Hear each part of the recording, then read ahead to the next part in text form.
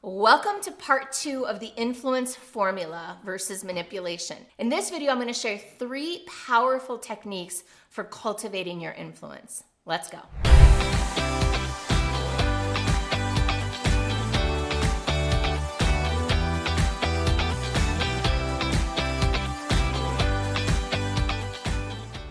Now, before we dive into this video, which is really powerful, I'm going to share with you some specific techniques that you can do.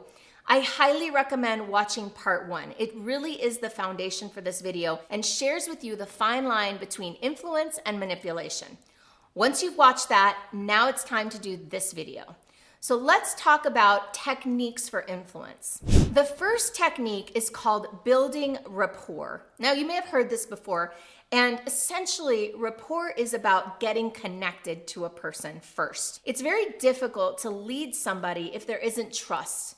It's very difficult to lead something if you two are very far apart energetically or emotionally. So what building rapport looks like is connecting to the person that you're talking to first. Now that involves matching their energy and matching their pace. In fact, you may have heard of a term called pacing and leading, and I'm going to talk about that as well. Let's talk first about what it looks like to not build rapport. When we don't build rapport first, it can be very difficult to lead someone because there's not a lot of trust there. So imagine, for example, let's say you're feeling sad and depressed and you go to an amazing party. Chances are that party is not going to feel very amazing if you're sad and depressed. Why? Because your energy doesn't match the energy of the party. You might walk into this amazing party, and if you're in a bad mood or you're frustrated or angry, you're going to see all the problems with the party. You might be like, that music's too loud. These people are ugly, or nobody's dressed nice, or whatever. And that's because the energy of the party is not matching your energy.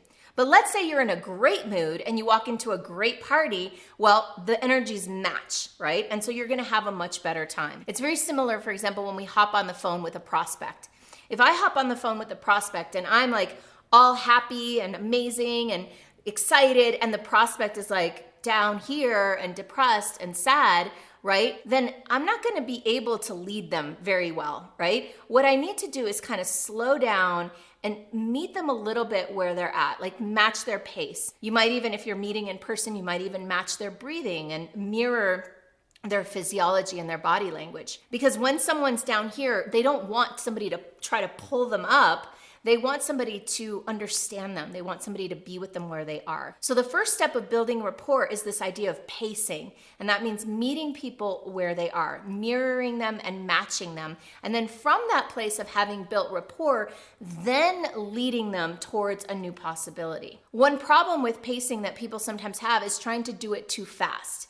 So you really need to kind of slow down and deeply listen and be with the person wherever they are, and not try to manipulate them or force them out of where they are, but rather be with them and then slowly bring them up and like really feel into the relationship to see how fast you can go. Another thing to watch out for when you're doing pacing and leading is to not fake it.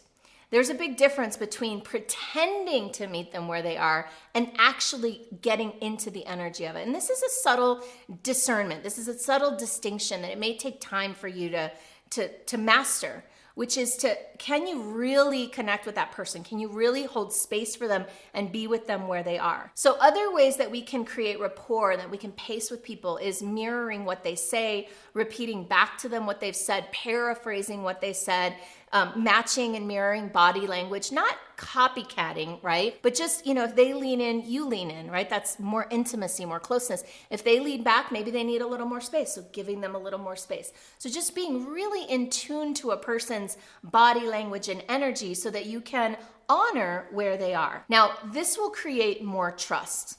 And once you have more trust, it's much easier to be able to lead them. You can say something like, would it be okay if we tried this? Would you be open to trying this exercise with me? Or would you be open to having a conversation in this way instead? Can I ask you a few questions? Can I probe a little deeper? When you have rapport, the answer to these questions are going to be yes. Now, if this is resonating with you and you think you might see yourself using these, share below. I'd love to hear your comments. And while you're at it, why not subscribe to my channel and like this video?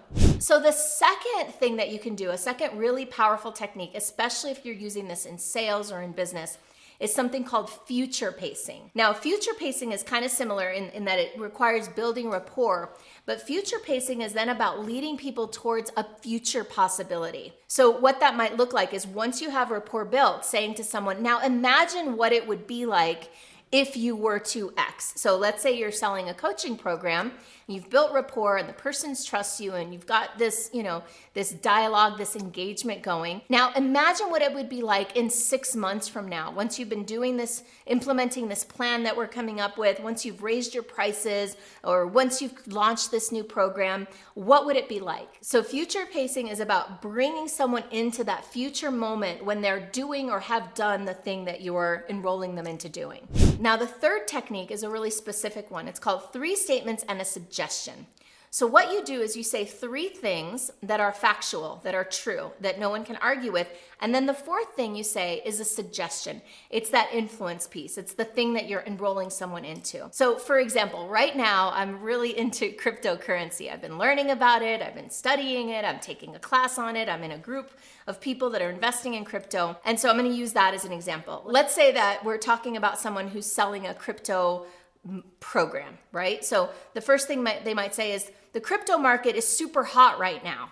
Statement number 1, absolutely true. Statement number 2, and it's super volatile. We're seeing massive ups and downs in the market every day. Also 100% true. Sometimes the market can drop up to 30 or even 40% in one day. True. Now the 4th thing is the suggestion. What would it be like to have someone in your life that could guide you through all this uncertainty and volatility? What would it be like? Wouldn't it be great to have someone who could teach you the ropes and help you make more money on your investments? That's the suggestion. So 3 statements and a suggestion. So now think about how this applies to you. How could you use 3 statements and a suggestion in the work that you're doing with your clients and your marketing? So I hope you found this video valuable, and I want to emphasize one more time how important it is to, before using any of these techniques, to make sure that you're clean and clear and not attached to an outcome and not potentially manipulating someone. At the fundamental core, the energy from which you conduct these conversations and do the influencing is so very important.